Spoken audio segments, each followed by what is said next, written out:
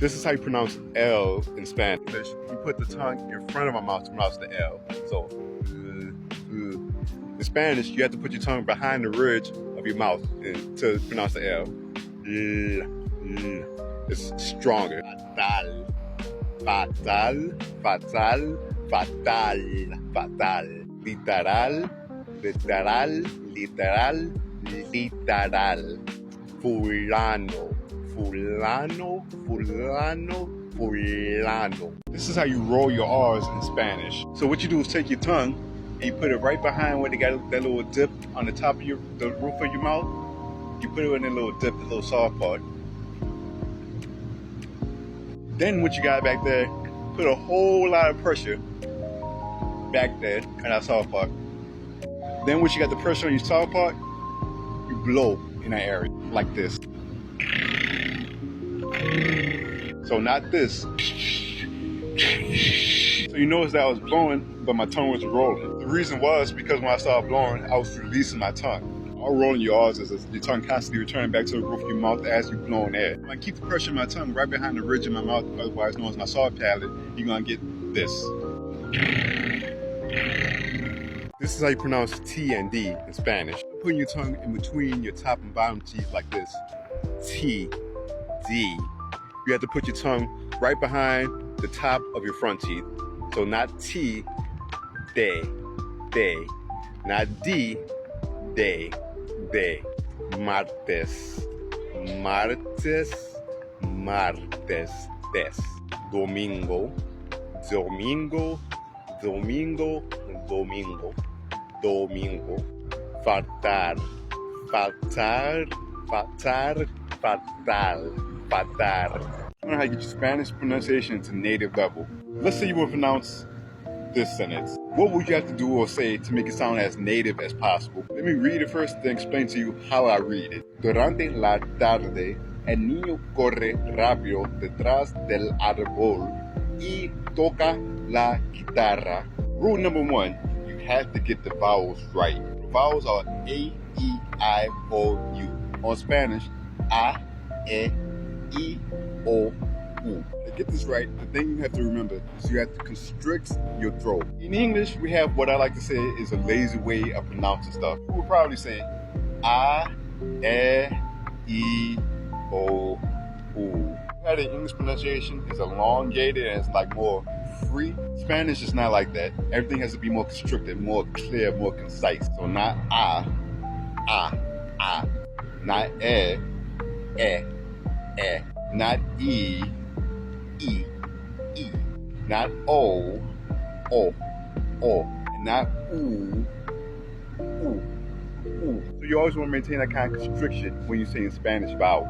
Another big one is the R sound. This is notoriously difficult for us English speakers. Even more so because you got two different versions of the R sound in Spanish. You got the rolled R. You got the R sound, the tapped R. Now I have some good news. We actually do have the tapped R in English. We just write it as a D. So like example, like butter, that's actually the same sound that you make in Spanish. For example, like the word durante. The R sound is just written as one R and it's between vowels. That's when you tap the R. Not durante, durante, durante. Like the word butter, you have to quickly tap your tongue on the roof of your mouth to produce this sound. Durante, durante, ra, ra, ra, ra, ra, ra. Let's go for the rolled R sound. So everybody knows the sound. It's the R sound. R. To make this sound, what you have to do is you have to put your tongue on the roof of your mouth like this. And then while it's on the roof of your mouth, you have to blow air where your tongue is. Now where a lot of English speakers mess up is that they start blowing the air, but then they release the pressure on the roof of their mouth. Now putting pressure right there, that's what it sounds like. While you're blowing, keep pressing up on the roof of your mouth. Now when we speak Spanish, the R comes in 3 places. The R is at the beginning of a word. You see a double R in the middle of a word. When the R comes at the end of a word. For example, for this word, corre, corre. This word, rápido, rápido. Or take this word, líder, líder. What makes it sound even harder is when it's followed by other letters. Because if you're not used to it, then it's going to be hard to make it flow. It's going to be hard to say a word like correr or corre. so focus on rolling the R that you forget that you have to say the other letters afterwards. So to help you with that, what you're gonna do is you're gonna roll your R. What you wanna do is keep your tongue near the roof of your mouth, and all you're gonna do is reduce the next sound. So for example, cor, a, cor, a, cor, a. With time, you're gonna get faster and it's gonna flow better. Now we got the T and D sounds. Both these sounds are produced right behind the T. In English, you pronounce T and D by putting your tongue right in between your upper teeth and your bottom teeth. T, D. Spanish, you go put your tongue right behind the back of your top teeth. De, durante, or toca, durante, or toca, toca. And another note about the T and D in Spanish. Anytime you see T and D written, it's always pronounced de or de. No, it doesn't matter where it is in the sentence. Rápido wouldn't be rapido, rapido. So you're always clearly pronouncing the D and the T no matter where it is in the word. Anytime you see an N with a squiggle above it, it's going to be a nya sound. Nya. N-Y. Nya. That squiggle is called a tilde, by the way. So it wouldn't be Nino. It would be Niño. Niño. It just flows.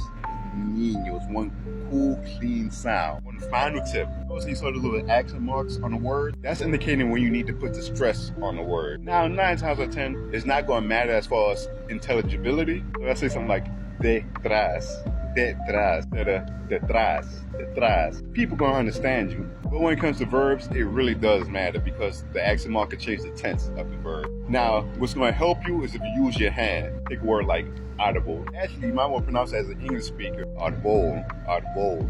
Accent mark is above the A. Audible, audible. Accent is on the A. It's going to take time for you to get in your subconscious so that way it just flows naturally.